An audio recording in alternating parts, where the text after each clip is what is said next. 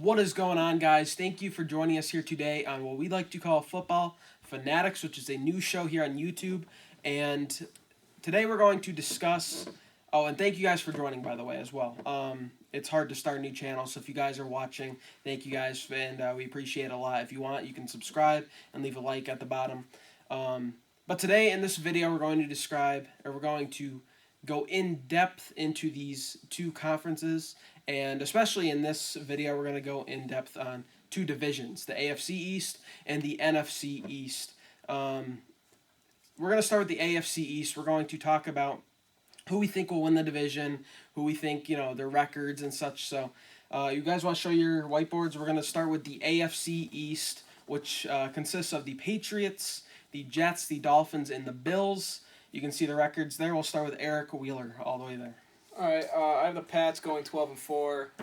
My main reason for that is I went through their schedule, and I don't believe they'll be as dominant as they were last year. I believe it was predominantly that, the whole thing of they wanted to get out of the Goodell, shame, basically. The rivalry, yeah. Yeah, they wanted to, shove it to Goodell that, we can basically beat anything you throw at us. So I believe they're going to come out, be 12-4. Besides the refs. Because the refs are always with them. I believe they'll come out. I think they'll be 12-4. I still think they'll win the division.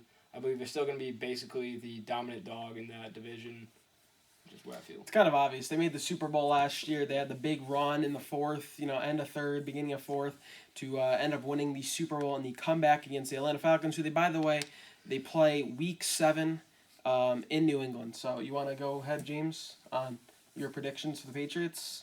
You got them 14-2, which was the same record as last year. Why do you have them doing that? Despite their schedule being a little harder, they filled in all their weaknesses. Malcolm Butler got exposed in the Super Bowl, So they added Stephon Gilmore.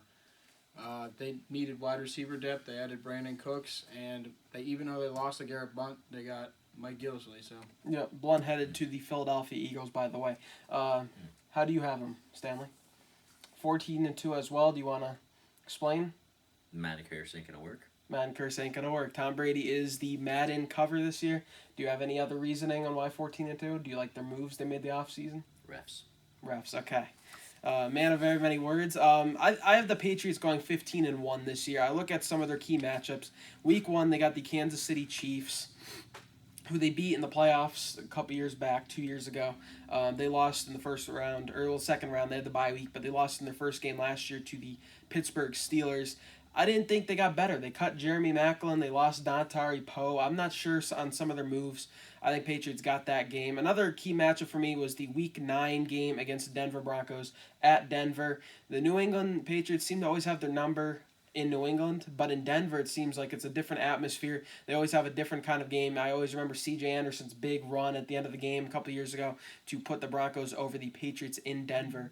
Another Week 10 matchup against the Oakland Raiders. Watch out for that one. Very improved team. And my last key matchup was Week 14 against the Pittsburgh Steelers late in the year. Two playoff teams, but again, I think they're going to go 15-1 this year. I'm not sure who will beat them, but some of these key matchups could be it. I don't think Week 1 the Chiefs, but some of these late year games against other playoff teams, there could be injuries and such. So those are my key matchups there. As for the New York Jets, we'll go to next. Eric, what's your record for them? So I have the Jets at 2-14. I don't see much out of them this year. They're a team without a quarterback, basically. They have decent pieces around. They're throwing the season is how I feel. Yep. They want one of those top quarterbacks in the next draft, Sam Darnold, Baker Mayfield, one of them that they can build around. I mean, I like Enunwa. I like Robbie Anderson. Bly Powell, I think, is going to be a great back once Forte ends up retiring. Their defense is all right. I love the pick of Jamal Adams. Yep. The whole problem right now is Petty at quarterback. That's who I believe is going to start. He's not a franchise quarterback. He is a bridge quarterback. So I don't see them winning a lot of games this year. Again, only 2. I mean, they do have some favorable matchups where they verse lesser teams, but I don't believe that they will be able to win many games this year. What's your record for them this year? 2-14. Okay, I'm not. That's the same for me. I'm not very high on them this year. Like I said, or you said, the quarterback situation's not good. They cut a lot of players this year. Not the same team as they were last year or even 2 years ago. even worse from their last year's 5-11 record. James, what's your thoughts about them? I have the Jets also. They go 2-14.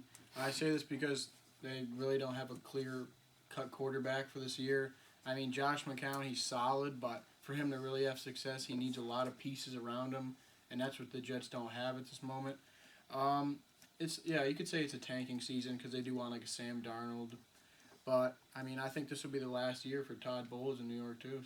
So I don't think it's the last year for Todd Bowles. I mean, I believe they will give him a little bit more time. I mean, from what they've given him, it hasn't been the best. I mean, when you give a coach Ryan Fitzpatrick, Bryce Petty, Josh McCown, you can't judge them based on that. That's pretty bad things. I think they'll give him another year to, once they get that Sam Darnold, once they get that Baker Mayfield, they'll probably give him a year after this to see how he does. I mean, if he can't do anything off that, then yes, they'll probably cut him, but I think he has another year after this. I think this year is basically just wiping the mind clear. We'll rough this year out, and then we'll get our franchise quarterback. Then we'll go on from there. I don't see Todd Bowles getting cut after this year because they basically already know this year's not going to go well. Now let me ask you all as a whole: is 2-14 enough to get them the pick they're looking for at number 1? Mm-hmm. I'd say so. I believe so. I mean, there are other teams that I do believe won't win many games, like the Bears, the Browns, kinda. I mean, they did a lot of good things this offseason, so it's potentially the Browns could do better. The Rams, I don't think are going to do that well. So, I mean, it's a yay or nay on which pick they'll have. They'll definitely have in the top 3, I believe. But 2-14, I would say would give them a high chance to get that number 1 pick. Okay. Stanley. I have them at 3-13. Okay. Just because, they're going to the division. They could beat Dolphins. They can beat the Bills. You never know with them. Their defense is still, I mean, it's there. Iffy, yeah. It's there, but depends on how they want to play. Yeah. And I mean, all it takes is one lucky play and you win them a game. And so I need 3 lucky plays. You win 3 games. And then you get the second pick in the draft. And another reason I didn't like the Josh McCown move is because if you're really seriously trying to tank, you might as well give their second-round pick last year, Christian Hackenberg, an opportunity. See what he's worth. See if he's even average. I saw Nate Burleson, who's a very highly rated guy who can talk sports and stuff. He said that even if Christian Hackenberg is average, I think New York fans would be happy to see him even a little below average. People think we don't know what to see out of this guy.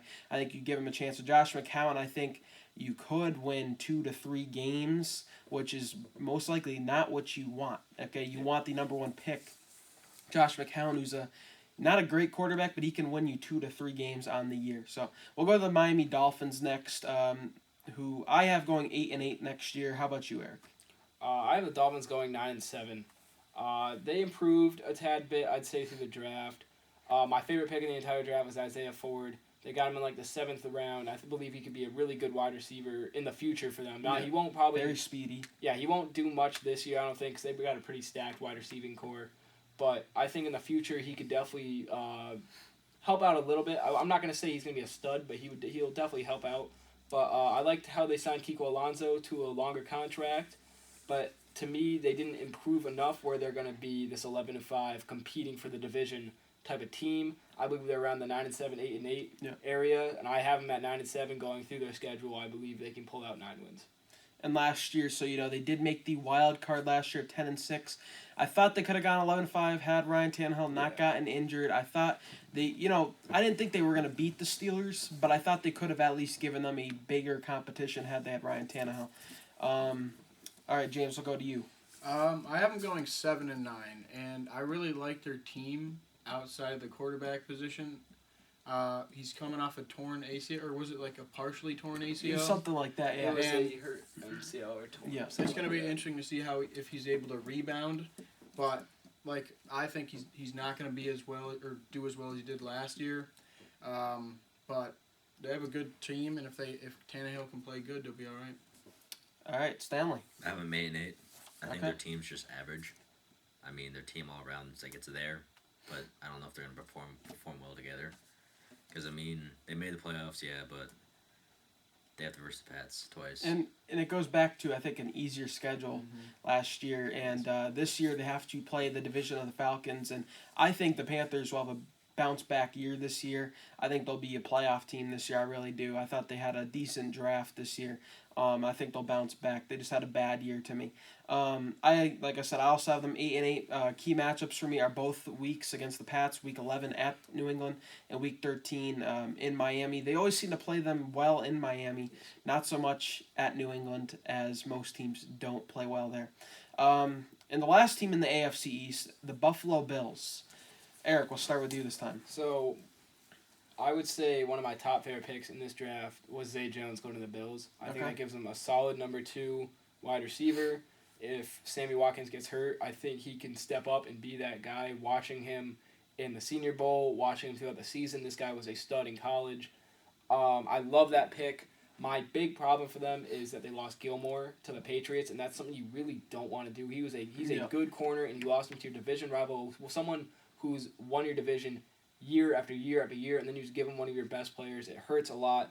I am going 5-11. I don't see them winning a lot of games this year. Again, the problem with them is you don't know which QB they're going to start. Yes, Tyrod is like the front runner, but they've already said that there is a QB competition there. They don't know who they want to start. So to me, looking at that team, it's kind of dysfunctional.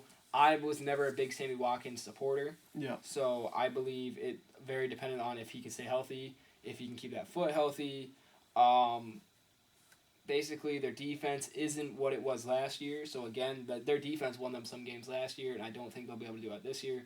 So, 5-11 is where I have them, third in the division. And I've looked at, like you said, with Gilmore and Mike Gillislee, for that matter, heading to New England. I look at what New England's done in this division. It seems like they've taken players they know. Like, they play them twice a year. Recently, the Jets got David Harris, and David Harris headed to New England. I look at what they've done in the division. The Buffalo Bills were big. They had a big problem with 2 of their bigger players leaving for New England. James? The Bills, it's a funny team because, you look at them on paper and you could say, yeah, this team could be 10-6 and make the playoffs, or they could be 2-14 contending for the number 1 overall pick. But, I have them going 10-6 this year and finally breaking the streak for playoffs. And I say it because their wide receiver depth last year they had Marquise Goodwin as their number 3, but I really liked what they did. They brought in Andre Holmes from Oakland. They drafted Zay Jones, and even Philly Brown they brought in from Carolina. Yeah. He's a solid slot if you need him. And even if Sammy Watkins gets hurt, you still have 3 good receivers. They lost Gilmore to the Patriots, but they drafted Tre'Davious White. I like that pick a lot, too. Yep, Tyrod Taylor's also in a contract year, so you see those guys playing a lot better, playing for a big contract. So. And since you say 10-6, my question is, what would a good stat line for Tyrod Taylor be if they're going to make that push? What would he have to do? If they were going to go 10-6, I say his projected stats would be somewhere around let's say 28 touchdowns with 10 interceptions. If he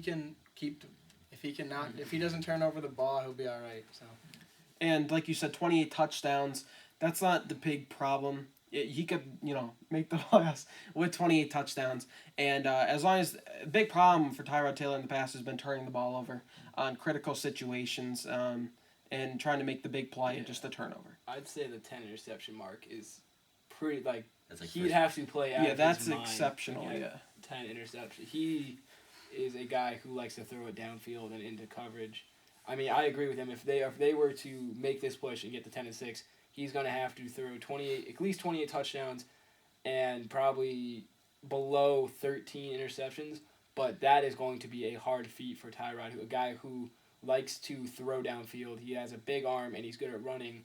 His main thing has been turnovers, and that's why they've always thought about maybe a QB change. So for me, yes, if they were to make that push, they'd need for him to do that. But I think it's a very big wall he'd have to climb to do that. And I've always thought Tyrod Taylor's a pretty solid quarterback. He's just never had the help from the receivers that he needs. Sammy Watkins is, to me, not the number 1 option. He's a number 2 at best in this league now. I see other teams with like Deshaun Jackson as their number 2s. That's a good solid number 2. Sammy Watkins, to me, is a number 2 in this league now. Yes. He's not, you can't expect him to be healthy every single week. If he goes down, you need to have another reliable number 1. And he goes back to Philly Brown. He's, if he can go from number 3 to number 2, I'd be okay with that if you had a better number 1. Stanley, how about you? I have them at 10-6. 10-6? Because I believe Sammy Watkins is going to come back healthy, and McCoy is going to tear it up, and he's going to make everyone proud that they have him on the team. I mean, their defense is, yeah, it's like really meh.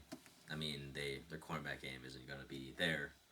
So I mean, it's 4 wins. I mean, they got the Jets and Dolphins. It's 4 wins right there, and I mean. And it all goes down to how Ronald Darby and Tre'Davious White play for them on that defense, with Gilmore not being there. I think Ronald Darby's a good player. I think he can take that next step. I think he can really prove people that he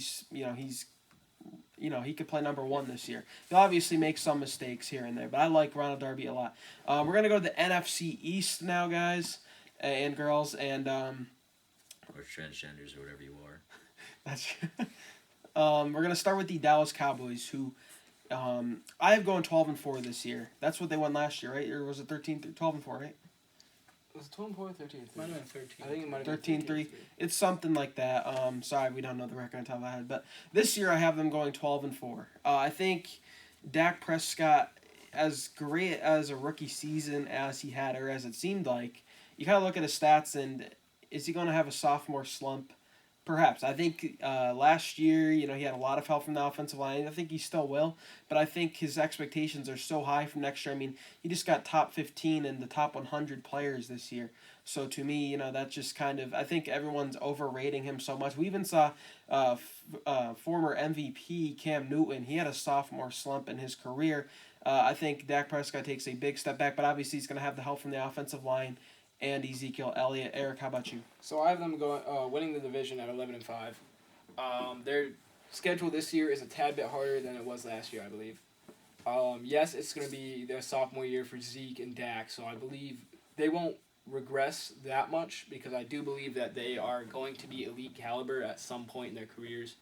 Zeke probably already is. Yeah. Dak is getting there. I believe Dak won't do as good as he did last year, but he's going to do pretty close to that. I like how their defense, they got rid of a lot of people.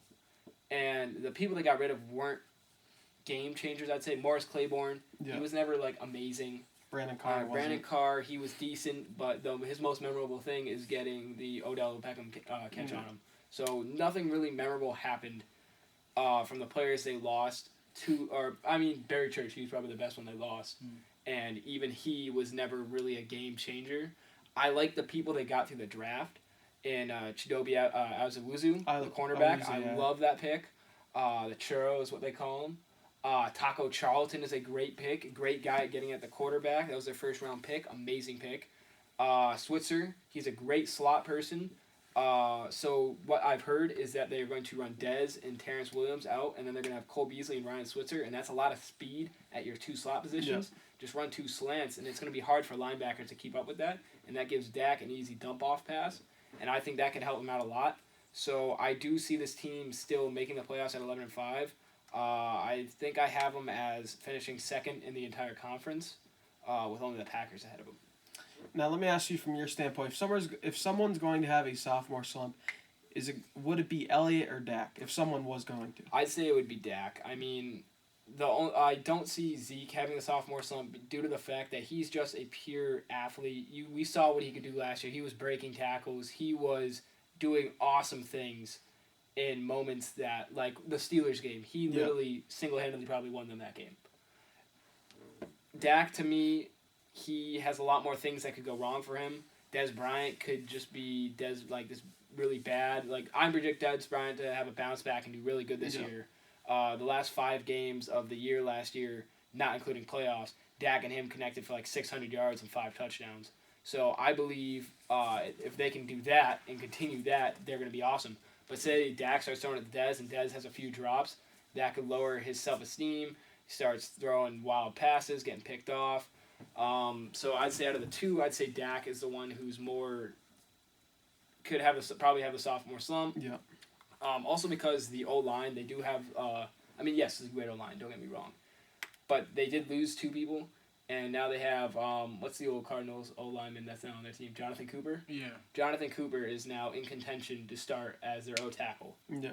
And that to me scares me because he's never been an amazing O-line. He's been on like 3 even or the 4 Patriots gave him a shot and he just didn't turn out. Well, the Browns did too. The Browns did yeah. If So, you can't make the Browns team, then you know you're in trouble. That scares me when they're saying he could potentially be a starter. I mean, the rest of that line, don't get me wrong, the other 4 on that line are solid offensive linemen. All should be Pro Bowlers. But when I hear that Jonathan Cooper is competing to start, it scares me a little bit on, well, you know, that side of the line's a little weaker now. Dak could get blindside hit. Yep. All right, James, how about you? All right, I have the Cowboys. I have them finishing with a above 500 record, but I do not have them making the playoffs. Ooh, okay. And I say this because, yes, I like their offense. Their offensive line is great. Great running backs, solid receivers. Dak is a very good quarterback, but I think he will suffer a little sophomore slump. Not like extremely bad, but the big thing is with me is their defense. They're a team that could score 30 points a game, but their defense could let up 35, 40. They did make some nice picks in the draft, but all these young players, they don't always work out in the first year at least. And I think their defense would be a big weakness for them. I have them going 9-7. Okay. We are not hating on the Cowboys, by the way. Stanley, how about you? I have them going 12-4. Okay, see, we aren't hating on them. All right. No, he said 12-4. Yeah, no, I said, so we aren't hating on them. Yeah, we aren't hating. Yeah. Why do you put them at 12-4? Because I think Dak and Dez are finally going to connect and just destroy everything. I mean, vertical game and then Zeke in the backfield. And their O-line's just insane, so... Yeah, I think I agree with all of you for who said Dez. I think Dez will contribute even more because now he has a legitimate quarterback and he actually knows who the quarterback is going to be and he can even gain more chemistry with him. Last year, although Dak did play the whole season, there was still, you know, the rumors about Tony Romo coming back and as a wide receiver. That's going to be stressful. You know, who are you going to be playing with next week kind of thing. Now he knows who the quarterback's going to be. He doesn't have to be playing with Brandon Weeden or Matt Castle anymore, you know. Although that era is over for the Cowboys. I think a key matchup for them would be Week 17 at Philadelphia. I think, you know, both teams are going to be legitimate playoff contenders. And in Philadelphia, I think that's going to be a hard game for them. Let's move on to the Philadelphia Eagles. Eric, how about you? So I actually kind of disagree with that. I believe they're going to go 6-10. I like what they did this offseason. I like how they added Alshon Jeffrey. I like how they added Torrey Smith, who can take defenses over the top. I've never been a fan of Jordan Matthews, and that is a problem with me right there. I thought the draft was decent. It was just, to me, they didn't improve enough, in my own opinion. Carson Wentz is all right. I think they need to protect him a little bit more, and that defense is just very, very, very weak. Mm-hmm. I mean, Sidney Jones, amazing pick. He's not going to contribute, I think, until next year. Yeah. I think he could come back this year and play, but he's not going to be 100% perfectly healthy until next year, and that's when he will contribute a whole lot. Derek Barnett, yes, it was a good pick. No, I don't think that he will be a game changer like Bosa or like Von Miller or like Khalil Mack types. I think that he will be a decent asset to that defense, but again, altogether, that defense is weak. I mean, other than Sidney Jones, who are their cornerbacks? Yeah, very suspect. Very, very, very And they even bad. lost their best one, who was very good, Nolan Carroll, to the Cowboys. So, I mean, to me, that defense is very weak, and that will lead them to a 6-10 record. Okay. James. I have the Eagles going 7-9. Okay. Okay, so I like their wide receivers, and LeGarrette Blount's a great running back, but he's not running behind a great offensive line. Yeah. So he will not replicate his success with the Patriots. Carson Wentz, he's more of like a game manager quarterback. He's like a quarterback, if you put him on a team with a great defense and some targets, he can get you to 10-6, 9-7.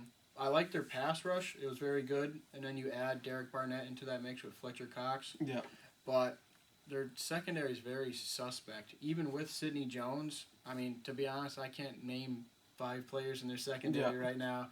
I mean, that's going to be their downfall in the end, though. Yeah. Stanley, we'll go to you. I have them going 5-11. Oh my gosh. Okay. I don't. Yeah, they added weapons like Alshon Jeffrey and Torrey Smith, but I don't see Carson Wentz connecting with them.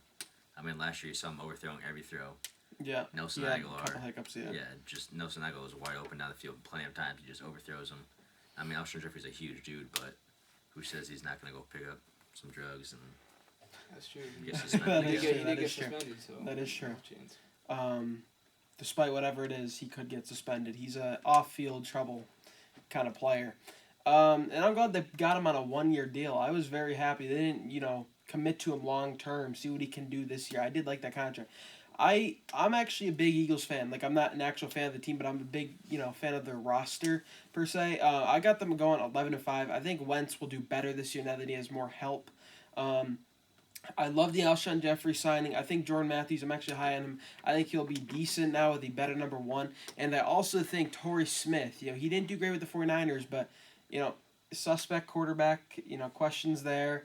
Not a great offensive line. The offensive line was trash. And he wasn't motivated, okay? He wasn't motivated to play for a non-winning team. I think he can be a very good slot receiver for this team. I mean, I guess, and he'll know Nelson Aguilar's right behind him, kind of trailing him, so he knows that he's got to be competitive for that slot receiver position, although he's getting paid a lot. And some receivers, if they get that money, they're like, oh, well, what's the point of playing hard now? A key matchup for me there, like I said with the Cowboys, is Week 17 versus the Cowboys. I think the competition, like I said, I have the Eagles going 11-5, Cowboys going 12-4. That competition in my prediction, I think that final game could come down to who's going to win that division. New York Giants is next. I've got them going 10-6. I'll start this time. I think that they made some good additions this year with Brandon Marshall. He's coming off a bad year, but you look at his past stats in first years with teams, he's been very good. And last year, Eric Decker was injured. You saw 2 years ago what he was able to do with Eric Decker healthy. Now playing alongside Odell Beckham Jr., I think he's going to be motivated to play for him. And someone like Eli Manning as a quarterback. I think this is probably the best quarterback he's had in his career to play with. And Brandon Marshall's never made the playoffs. He's hungry to make the playoffs. That's why he came here. Although I think he should have gone to New England. I think that was a better option. Even with all the other wide receivers there, I think if he wants a Super Bowl opportunities, he would have had to go there. But he goes to the Giants, and they made some other additions here and there as well. I just think this is a good overall team. I've got them going 10-6. How about you, Eric? So I am going 10-6 too. I agree with you. I like the B. Marsh pickup. I wasn't as big of a fan as the Evan Ingram pick. I definitely think they should have gone David Njoku. They must have saw something in Ingram we don't. My thing is, I believe Odell and Brandon Marshall will work out. Yeah. There is a side to me, though, that looks at it and they both have major egos. Yeah. They both really like being the number 1. They both like being the center of getting every single ball thrown to them in key moments. Could that end up, if they lose a few in a row, could that end up being a little spurt between the two and them getting angry at each other? And both have tempers. Both have very big tempers. Brandon Marshall even has a disorder that has come out, a personality disorder. I forget what it actually is, but it brings up his anger, I guess. Yeah. Like he gets angry a lot faster than normal, and at like smaller things. So you could easily see Odell gets the ball thrown to him in, say, the fourth quarter with a minute left and misses it. And after the game, Brandon Marshall has a interview afterwards and goes off on how it should have been him. Yeah. They two then get into a spurt. It could end up being something like that. I don't believe that'll happen. I believe they'll both be good with each other. You see how Odell's good with Dez. You see how he's good with other people. I think it will end up working out. I'm just saying that is a scenario that could end up happening. I do like the Giants' defense. I think that will help them win a lot of games this year. I've never been a big fan of Eli. I always thought he was a decent quarterback, never an elite quarterback. But he does have probably his best receiving corps ever. Yeah. Odell, Brandon Marshall, Sterling Shepard, Tavares King, and then Evan Ingram and Will Tye on the outside. So that is a great receiving / tight end corps. My only issue with them is that their O-line is very, very suspect, and their running backs are very suspect. So, they cut Rashad Jennings and Paul Perkins. Is that their number 1 now? Paul Perkins is their number 1. And their left guard and left tackle is DJ Fluker and Eric Flowers. Yeah, that's not something where if I am a Giants fan, I'm happy about. Because DJ Fluker, I'm a Chargers fan. I've watched him for years. He's a holding machine. The dude can't block. Yeah. And then Eric Flowers has been known as a holding machine. Neither one of these guys has ever graded in the top 25 in their respective positions. That scares me as a Giants fan. mostly because I'm going to be taking on Von Miller, Khalil Mack this year, Joey Bosa, Justin Houston. I'm going to be taking on Derek Barnett, Fletcher Cox. I mean, this is just a scary schedule for them to have that suspect of an O-line. I agree. James. I actually have them going 11-5 and winning the division. Okay. Oh, so winning getting the wild card. I say that because their thing that killed them last year was their offense. You look at the Green Bay game; defense was playing great. Yeah. And then the Odell drop passes, Sterling Shepard drop passes, and they had a great defense. So they had to fix their offense. So they grabbed Evan Ingram and Brandon Marshall. Brandon Marshall, great pickup, great veteran presence in that locker room to help keep Odell in check. And Evan Ingram, he's more of a wide receiver than a tight end. And that's one thing a complaint I had about him is he's not like a blocker. But if you really want a blocking tight end, you have Will Tye there already. So, that's going to add a whole new element to the offense. And their coach, Ben McAdoo, already said that Paul Perkins will be the starter. And I think because they had that mixed backfield last year, they had like Orleans Darkwa start games and stuff. I feel like him saying that he's the number Bobby one, Rainey, it'll ensure confidence in him. And he won't get 1,000 yards like rushing, but maybe 1,000 yards total. Yeah, and that'll be a major improvement for that team. Okay, Stanley. I have the Giants going 10-6. Okay. Like Eric said, I see Brandon Marshall and Odell butting heads. Fourth quarter comes down to it. They're at the 5-yard line. Who are you going to throw it up to? The person you have more chemistry with, or a veteran that just came in? Yeah, that's a good point. You throw it to the person with more chemistry. And then if he drops it, Brandon Marshall's going to get mad. He's going to start throwing fits on the other side of the field, saying you should have thrown it to me. And if it keeps happening, chemistry's going to drop. Everyone in the locker room's going to get pissed off. And their defense is good. I'll give them that, but they got no running backs. Their O-line, like they showed last year, penalties and penalties. Eli Manning, he's dumb. Sorry. That's a nice way of saying it. Yeah. He's just that. And I think that it'll all go by how the season is going. If they're winning, I think they'll be okay with it. But if you see them start to lose game after game, that's when I think, I think through the first couple of games, you'll see Brandon Marshall and Odell really getting along. Just like Brandon Marshall and Darrelle Revis the first season, they got along. And then you saw it during the offseason. After a season they didn't make playoffs, he was throwing fists at Darrelle Revis in practice. He got in altercations with Sheldon Richardson in the locker rooms throughout the whole year. I think if they start losing games, his frustration comes along, and the Giants are a team that I think is very suspect. They're a team that I could see, I have going 10-6 or 6-10. You don't know with them. You don't know what you're getting out of them. So I think they're a very suspect team this year. Although I think we'll see similarities to what we saw last year. But moving on to the final team of this video in the NFC East, the Washington Redskins. I think they've got a good roster, but they lost a couple people here and there. They did get Terrell Pryor. They lost Deshaun Jackson and Pierre Garçon and a couple other people, and on the defense too. I think they lost Chris Baker, right, to the Tampa Bay Buccaneers.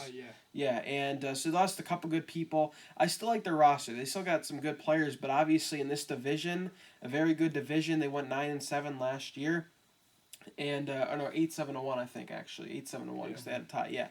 And so to me, I think they're going to only go 7-9 this year. I think, like I said, they have a good enough roster to win 7 games, especially with Kirk Cousins, but I don't see them going 500 this year. I think they're going to be stuck in mediocrity. How about you, Eric? I have them also going 7-9. It's not to the fact that I don't think the Redskins are a good team. I believe that they are a year or two away from being a very good team. They have parts there that are actually kind of nice. I'm a TCU fan. I love Josh Doxson. I think he could be an awesome receiver in the league. Kirk Cousins, I think, is a decent quarterback, and I believe should get paid. I like Sanjay Perine and Rob Kelly. I love that duo. Again, they're a team with their O-line's a little suspect to me. I could get a lot better if they invest in the draft or in free agency in the next few years. Their defense is pretty good. I'm a believer in Josh Norman. I think he's a very good cornerback. Yeah.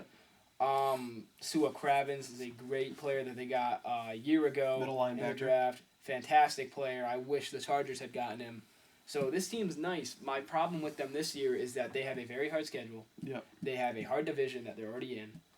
I don't see them winning games that they won last year. So basically, when it comes down to a 24-27 game and you need Kirk Cousins to bring you down 2 minutes on the clock and you need to bring you down the field, I just believe that this year, not that Kirk Cousins can't do it, I believe this year he won't do it. Okay. And that entail will end up sending Kirk Cousins to the Niners. I believe that's what's going to end up happening. I believe they won't sign. I believe they will go 7-9. They won't sign him to a big contract because this will be the second year in a row that they haven't made the playoffs. Yeah. That will make it so they don't want to sign him to a long year contract, and I think the Niners will be the ones that end up signing him. And I know Sally doesn't like that.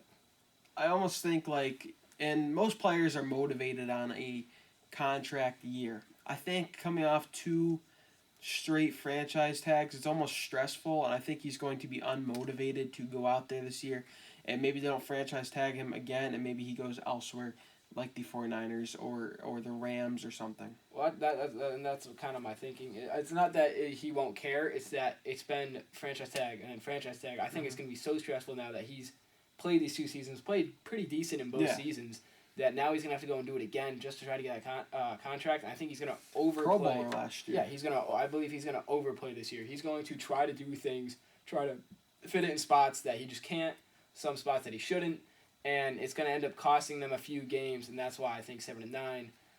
It's going to be a little spotty all year. All right, James, how about you? I have them going 10-6 and getting a wild card spot. Wow, okay. Yeah, and I say that I like their offense is good. You got Kirk, solid quarterback, like Eric was saying. Samaje Perine and Rob Kelly's a great duo. And then tight ends, you got another great duo, Vernon Davis, Jordan Reed. And then you lost Deshaun Jackson, so you replace him with Jamison Crowder. And then you lost Pierre Garçon, you replace him with Josh Doxson. And then Terrell Pryor. Yeah. So I still like you look at that. Before. And then their defense, they lost, like you're saying, they lost Chris Baker. They add Jonathan Allen. Yeah. And they had a hole at that second cornerback spot besides Norman. And they had probably what I think is one of the best steals of the draft, Fabian Moreau in the 3rd round. Oh, yeah. He was projected to go first round, probably in the late 20s. Yeah. And they scooped him up in the 3rd round. And I feel like if he can come back healthy, that'll solidify that defense. And you look, they had a couple tough losses there. Like Dustin Hopkins missed 2 kicks in a tie. And, I mean, even they played the Giants in a meaningless game and fumbles and interceptions, I feel like they'll rebound this year and make the playoffs. All right, Stanley. I have them going 9-7. Okay. I mean, Kirk Cousins is a good QB, but I don't see him at the 49ers. I don't want him at the 49ers. And I feel like he will actually do good with the team. I mean, Pierre Garçon's gone, everyone's gone, but their defense is still there. I mean, Josh Norman can lock down the number 1 receiver. He's done it for years now. Yeah. I mean, he can carry the cornerbacks. He can carry the defense practically by himself. And he's someone who can carry the whole defense, like you just said. He can light up the defense, make them motivated, others around him better. He's just that kind of player. So I think, like you said, Josh Norman's going to be one of their better players on defense this year, especially since they don't have a lot of other great. Rashad Breeland's not great. I mean, he's efficient, he's average, but that's it for this video, guys. Thank you guys for joining. We'll have timestamps below if you only want to listen to your only, if you're a fan of one team, we'll have timestamps below if you don't want to listen to other teams, projections and whatnot. If you can, leave us like below and subscribe. Thank you guys so much for watching Football Fanatics.